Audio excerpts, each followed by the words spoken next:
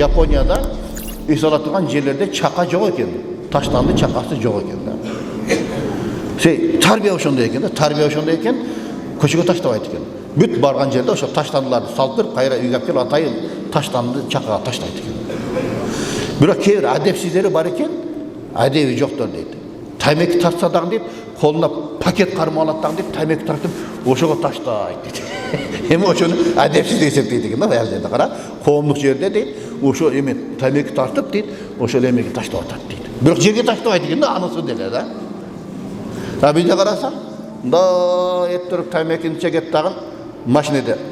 Мынтип чертип коет дагы кет деп баягы жердечи.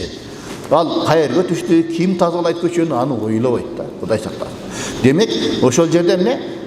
Ошол көчө шыпырган бир апабыз эми тилекке каршы эркектер шыпырыш керек эле, апалар кор болуп көчө шыпырып жүрөт. Ошоло тазалады, ким таштады экен деди. Демек, ошонун каргышы ошол жана айдоочуга тиет да.